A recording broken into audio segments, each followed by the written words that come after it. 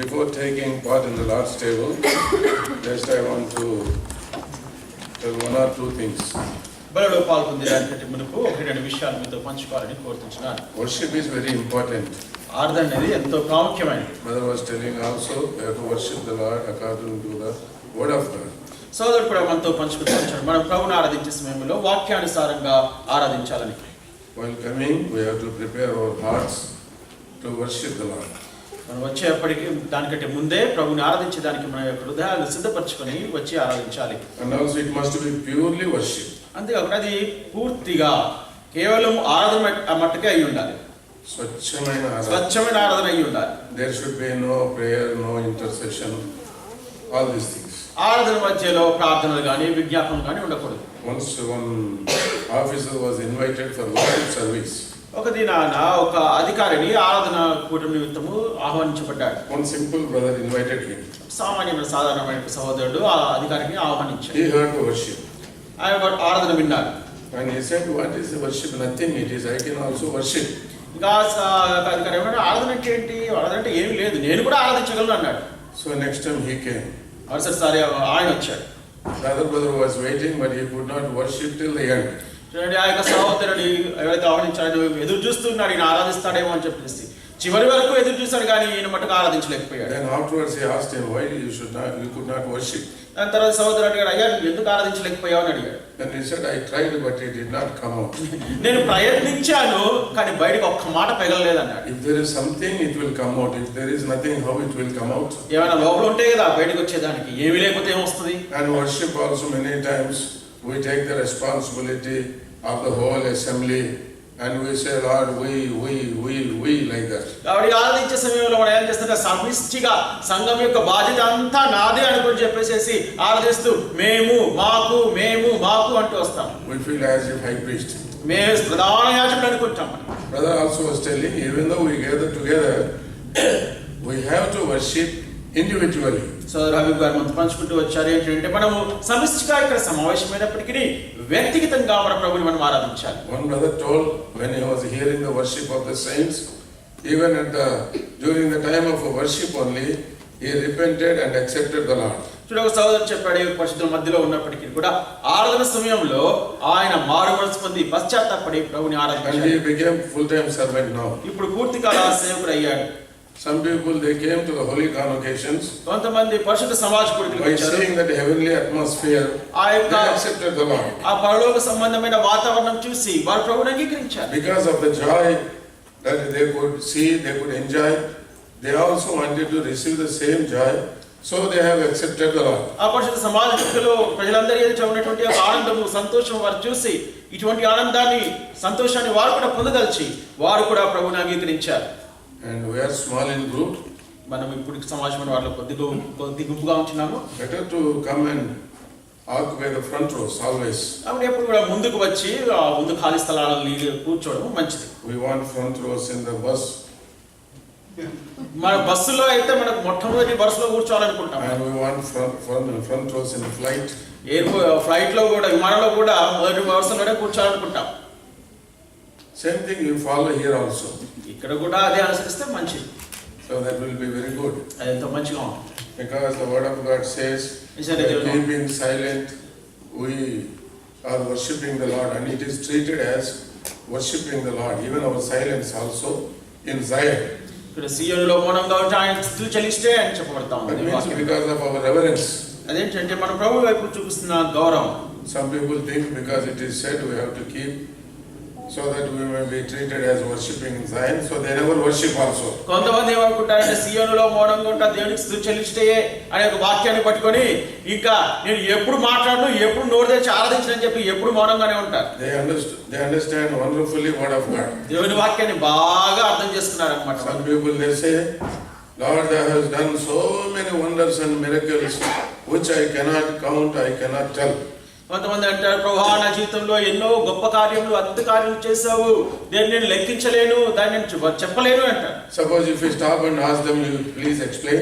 ఒకవేళ నాపి అయ్యా ఏం మేలు చేస్తాడు ఒకసారి చెప్తావా? I told that number of miracles I cannot explain. అన్న ఏం మాట్లాడుతున్నావు? ఇప్పుడే ఆరాధన చేశాను కదా, లెక్కింపలేని అద్భుతాలు ఆశ్చర్యాలని ఎలా చెప్పగలను? Unexplainable. వివరించలేనివి. So unnecessarily you are mistaking my worship, they may say like that also. అలా అడిగామనుకో, అన్న నీకు అసలు నువ్వు నన్ను అపార్థం చేసుకుంటున్నావు, నేను మంచిగానే ఆరాధన చేస్తున్నావు, నీకు అర్థం కావడం లేదని అంట. నువ్వే సరిగ్గా వినడం లేదని. You are not hearing properly. So we have to keep some things in mind. Worship is very important in our lives. For that only the Lord has chosen us. కాబట్టి కొన్ని విషయాలు మనం జాగ్రత్తగా గమనించాలి. మన జీవితంలో ఆరాధన అనేది ఎంతో ప్రాముఖ్యమైనది. ప్రభువు ఏర్పరచుకున్నారు. Very important. ఎంతో ప్రాముఖ్యమైనది. The Lord is not satisfied about the praises going on in heaven, even by the innumerable angels and also cherubims. లెక్కింపలేనటువంటి సత్యంగా అనేటువంటి దేవదూతలు, కెరూబులు పరలోకంలో ప్రభువుని ఆరాధిస్తుండగా దాంతో ప్రభువు తృప్తి చెందలేదు. He seeks and comes to us. Then we should not say, go aside. ఆయన మన ఆరాధన వెతుకుతూ ఆయన వస్తుంటున్నారు. ఆయన అలా వచ్చినప్పుడు పక్కకి వెళ్ళిపో, పక్కకి తప్పుకో అని అనవద్దు. So it is very, very important. కాబట్టి ఎంత ప్రాముఖ్యమైనది. Even before taking the part in the Lord's table, బలలో పాల్గొనే దానికంటే ముందు కూడా we have to remember. మనం గుర్తుంచుకోవాలి. Even at the time of breaking the bread, the Lord was thanking the Father for the opportunity given to him to be offered for our sins.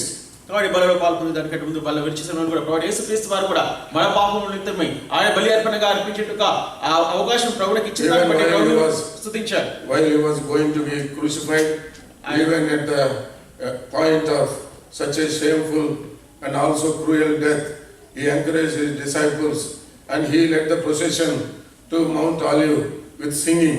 చూడండి, ఆ యొక్క సిలువ వేడే సమయంలో, ఆ యొక్క మరణమునకు గురయ్యే సమయంలో కూడా తన యొక్క శిష్యులను ఆయన ప్రోత్సహిస్తూ ఆ యొక్క సీనాయి కొండకు ఆ యొక్క ఊరేగింపు అంతా కూడా ఒలివ కొండకి వద్దకు ఆయన యొక్క ఊరేగింపు అంతా కూడా నడిపించారు. He was leading the worship. అక్కడ ఆరాధన నడిపిస్తూ వచ్చారు ఆయన. Even while he was going to suffer on the cross of Calvary for our sins. Calvary శిలువలో మన యొక్క పాపముల నిమిత్తము ఆయన శ్రమనందుతూ కూడా. So it is very important. కాబట్టి ఇది ఎంత ప్రాముఖ్యమైనది. So we think that Lord's table is very, very, very important. కాబట్టి ప్రభువు వల్ల ఎంత ప్రాముఖ్యమైనదని మనం భావిస్తాం. No doubt. సందేహం లేదు దాంట్లో. But we desire to take part in the Lord's table. That is good. దేవుని యొక్క బలలో పాలు పొందాలనే కోరిక కలిగి ఉండడం చాలా మంచిదే. We should not take a part unworthily. అయోగ్యంగా పాలు పొందవద్దు. And at the same time we should not restrain ourselves from taking part in the Lord's table. అదే సమయంలో మనము ప్రభు యొక్క బలలో పాలు పొందకుండా మనం నిరోధించుకోవద్దు. So the time is given before taking in the Lord's table. It is an opportunity and a privilege to worship the Lord. మరి బలలో పాలు పొందే సమయంలో అవకాశం ఇవ్వబడినప్పుడు ప్రభువుని స్తుతించి ఆరాధించడానికి కూడా ఒక ఆధిక్యత కలిగి ఉంటున్నాం. If you open your mouth, Lord will fill it. నీ యొక్క నోరు బాగా తెచ్చినట్లయితే దేవుడు దాన్ని నింపుతాడు. Otherwise, when you don't give importance for the worship, ఎందుకంటే ఆరాధనకు నువ్వు ప్రాముఖ్యత ఇవ్వకపోతే, if you don't listen the word of God carefully, దేవుని యొక్క వాక్యం నువ్వు జాగ్రత్తగా వినకపోతే, and you worship as you like, నీ ఇష్టానుసారంగా నువ్వు ఆరాధిస్తావు. that is, listen the word of God దేవుని వాక్యాన్ని విన్నట్లయితే and compare with our experience, మన యొక్క అనుభవాల్ని దానికి then mingling them we have to worship the Lord. రెండిని జోడి చేసి జత చేసి ప్రభువుని ఆరాధించాలి. Some people they think worship means explaining. కొన్నిసార్లు కొంతమంది ఏమనుకుంటారంటే ఆరాధన అంటే ఎంతో గొప్పగా వివరించడం అని అనుకుంటారు. It is not explaining. అది వివరించడం కాదు. So it is experience. అనుభవం. So may the Lord help us. కాబట్టి ప్రభువు మనకు సహాయం చేయండి. Before taking part in the Lord's table, let us turn to Exodus chapter 12. బలలో పాల్పొందే దానికంటే మునుపు మనము నిర్గమాకాండము 12వ అధ్యాయానికి వద్దాం. Let us read few verses in the word of God. దేవుని వాక్యం నుంచి కొన్ని వచనాలు మనం చదువుకుందాం. Let us read verse 11 all together. నిర్గమాకాండము 12, 11 అందరం కలిసి చదువుకుందాం. నిర్గమాకాండము 12వ అధ్యాయము 11వ వచనం అందరం కలిసి చదువుకుందాం. మీరు దానిని నివసించగా మీ నడుము కట్టుకొని మీ చెప్పులు తొడుక్కొని మీ కర్రను చేతపట్టుకొని త్వరపడుచు దానిలో అది యెహోవా ప్రస్తావలి. Loving Father, we thank thee for this opportunity on the first Lord's Day of this new month to come around thy table to worship thee and also to examine ourselves and to take part worthily so that we may be prepared for your glorious coming. పరలోక మందిర మా తండ్రి, ఈ యొక్క నూతన మాసంలో మొదటి ఆదివారం నీ యొక్క బల చుట్టూ చేరి ప్రభువా నీ యొక్క సన్నిధిలో గడిపేదానికి ఇచ్చిన సమయాన్ని బట్టి కొందాలు చెల్లించుకుంటున్నాం. వారి యొక్క బలలో పాల్పొంది నీ యొక్క మహిమ గల రాకడ నిమిత్తం మేము సిద్ధపడలాగునా. Many times we think that we are worthy to take part in the Lord's table. అనేక పర్యాయాలు ప్రభువా నీ యొక్క బలలో పాలు పొందడానికి మేము యోగ్యులమని అనుకుంటాము. And many times we compare with others also. అంతేకాదు ప్రభు అనేక పర్యాయాలు ఇతరులతో పోల్చి చూసుకుంటాము. Many times we want to show that we are worthy. అనేక పర్యాయాలు ప్రభువా మేమే యోగ్యులమని కనబరుచుకోవాలనుకుంటాం. And many times we are approved worthy even by the others also. అనేక పర్యాయాలు ఇతరుల ద్వారా కూడా యోగ్యులంగా ఎంచబడుతూ ఉంటాం. But Lord, we wanted to be counted worthy in thy Son, Lord Jesus Christ. అయితే ప్రభువా నీ యొక్క కుమారుడు ప్రభు యేసుక్రీస్తు యందు మేము యోగ్యులుగా ఎంచబడాలని కోరుతున్నాం. Before, now or after, we have no worthiness within ourselves. ప్రభువా ఇంతకు పూర్వము గాని ఇప్పుడు గాని ఇంతకు ముందు గాని ప్రభువా మామూలు బట్టి ఎటువంటి యోగ్యత లేదు. And there is no goodness in us. మాలో ఎటువంటి మంచితనం కూడా లేదు. But it is thine grace, because thou hast washed us in thine blood through the perfect sacrifice of thine dear Son, Lord Jesus Christ, and you have sanctified us, and you have perfected us once for all the eternity. అయితే ప్రభువా నీ యొక్క కృపను బట్టి నీ ప్రియ కుమారుడు ప్రభు యేసుక్రీస్తు వారి యొక్క బలియాగాన్ని బట్టి క్రీస్తు యేసు వారి యొక్క రక్తంలో విమోచన కారణాన్ని బట్టి మమ్మల్ని పవిత్రులుగా చేసి ఒక్కసారి పరిపూర్ణులుగా చేసిన దానికి వందనాలు. Lord, we are grateful unto thee. ప్రభువా మీకు ఎంతగానో కృతజ్ఞులై Bless the ఉంటున్నాము. reading of thine word. ఈ వాక్యం చదివిన వారిని ఆశీర్వదించండి. Search our hearts by thine Spirit. ఈ యొక్క ఆత్మ ద్వారా ప్రభువా మా యొక్క లేఖనాలను పరిశోధించండి. Help us to be forgiven. ప్రభువా మీ ద్వారా క్షమింపబట్టుటకు సహాయం And చేయండి. also help us to offer ourselves in a new way. ప్రభువా మమ్మల్ని మేము నూతనంగా సమర్పించుటకు సహాయం చేయండి. Lord, we are unworthy. ప్రభువా మేము అయోగ్యులము. Give us thine grace in explaining thine word also in translation and also in receiving thine word. ప్రభువా నీ యొక్క వర్తమానం అందించడంలోను తర్జుమా చేయడంలోను నీ యొక్క వాక్యం స్వీకరించడంలోను మీ యొక్క కృపను కోరుతున్నాం. Pray with thanksgiving in Jesus' precious name. వందనములతో మా ప్రభువు యేసుక్రీస్తు వారి పరిశుద్ధ నామములో అడిగి వేడుకొంచున్నాం తండ్రి. ఆమేన్.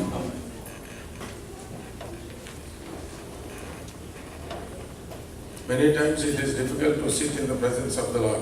అనేక పర్యాయాలు దేవుని యొక్క సన్నిధిలో కూర్చోవడం అంటే కొంచెం కష్టంగా ఉంటుంది. But after the meeting is over, they are very happy.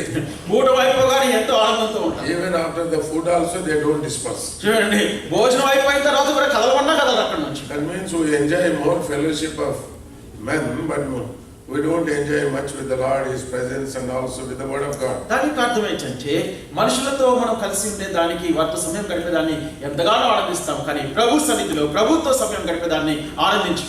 Even though it is winter season, I found in India, even though it is very cold, they don't leave soon after the night prayer meeting and Bible study also. చూడండి హైదరాబాద్ లేకపోతే ఇండియాలో ఏం చూస్తుందంటే చలికాలం అయినప్పటికీ కూడా రాత్రి కూటం అయిపోయినప్పుడు కూడా బైబిల్ పట్టణం అయిపోయినా కూడా అంత త్వరగా ప్రజలు వదిలిపెట్టి వెళ్ళరు. They feel cold inside, they feel very hot outside.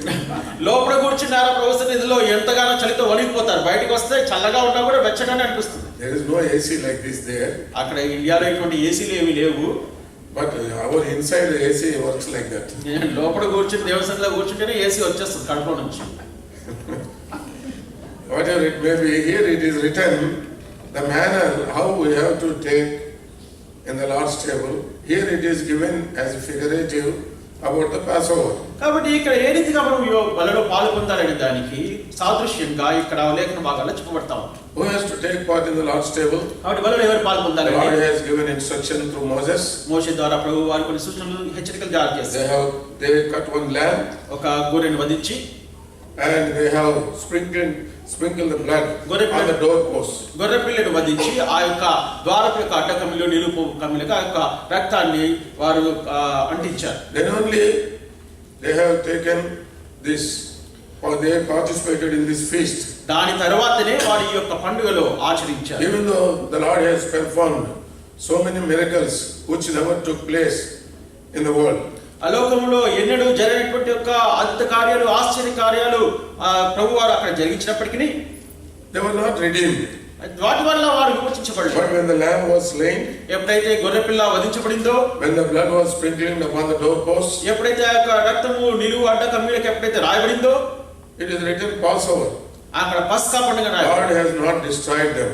దేవుడు వారిని నాశనానికి గురి చేయలేదు. Whosoever was there in the house, ఎవరైతే ఆ ఇంటిలో ఉంటున్నారో, whatever may be was their sinful condition, వారి యొక్క పాప స్థితి ఏదైనప్పటికీ, but because of the blood the Lord has seen and he passed over. ఆ యొక్క రక్తం అక్కడ ఉన్న కారణం చేత ప్రభు వారి యొక్క రక్తాన్ని చూసి ఆ యొక్క మరణం వారిని దాటిపోయింది. In the same way, అదే రీతిగా here we gather as the redeemed children of God through his blood.